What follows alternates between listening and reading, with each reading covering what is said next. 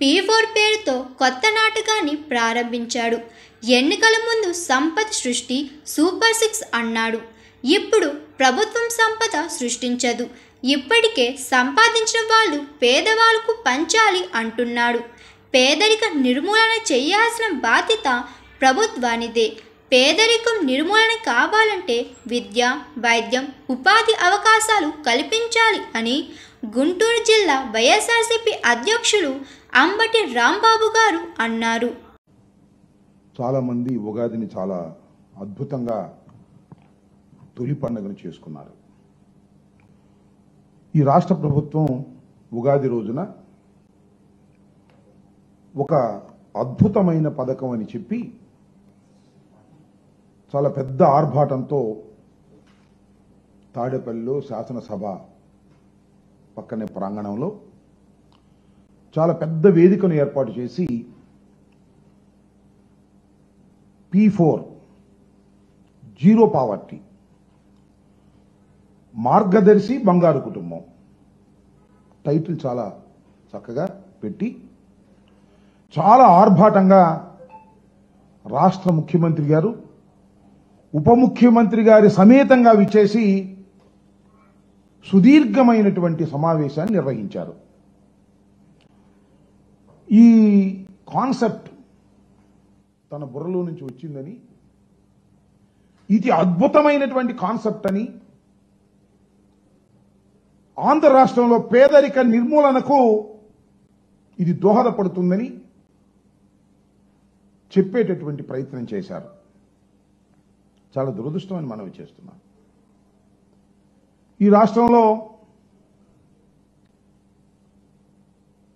కొత్తగా టోల్గేట్లు పెడుతున్నాడు చంద్రబాబు నాయుడు గారు. మెడికల్ కాలేజీల్ని, పోర్టుల్ని, చివరికి గ్రామీణ ప్రాంతాల్లో ఉన్న రోడ్లని వీటన్నిటినీ ప్రైవేటీకరణ చేసేస్తున్నాడు. That is also P4. ప్రైవేటీకరణ చేసేసి టోల్ గేట్స్ రూపంలో వసూలు చేసేటటువంటి కార్యక్రమం. అంతేకాదు ఉమ్మడి రాష్ట్రంలో ప్రభుత్వ రంగంలో ఉన్నటువంటి 58 కార్పొరేషన్లో విత్డ్రా చేసేసుకుని ప్రైవేట్ రంగానికి అప్పచెప్పేశాడు. అంటే ఇక్కడ నేను చెప్పదలుచుకున్నటువంటి అంశం ఏమిటంటే, మొత్తం ప్రైవేటీకరణ చేసేయాలనేటువంటి ఉద్దేశంతో చంద్రబాబు నాయుడు గారు పరిపాలన చేస్తున్నాడు. మీరు చూశారుగా, ఎన్నికలకు ముందు సూపర్ 6 అన్నాడు, సంపద సృష్టి అన్నాడు. సంపద ఎక్కడుందండి సూపర్ 6 చేయడానికంటే? సృష్టిస్తా, సంపదను సృష్టించి పేదవారికి పంచి పెడతా అన్నాడు. 9 నెలలు అయింది, 10వ నెలలో ప్రవేశించాం. సంపద సృష్టించలా. సంపద ఎవరి దగ్గర ఉందో వాళ్ళని పట్టుకొస్తున్నాడు, పట్టుకొచ్చి వీళ్ళకి ఇవ్వమంటున్నాడు. అంటే ప్రభుత్వం సంపద సృష్టించే బాధ్యత లేదు. సంపద ఆల్రెడీ సంపాదించుకున్న వాళ్ళందరినీ పిలిచి వారి దగ్గర నుంచి పేదవాళ్ళకి ఇచ్చేటటువంటి కార్యక్రమం పెడతాను అనేటువంటి బాధ్యత. అంటే పేదరిక నిర్మూలన చేయవలసినటువంటి బాధ్యత ఈ సోషలిస్టిక్ కంట్రీస్ లో, అంటే ఈ ప్రజాస్వామ్య పద్ధతుల్లో ఎవరికి ఉంటుంది? ప్రభుత్వాలకు ఉంటుంది. పేదరికాన్ని ఏ విధంగా నిర్మూలిస్తారు అంటే డబ్బులన్నీ పంచిపెట్టి నిర్మూలించడం ఒకటే మార్గం కాదు.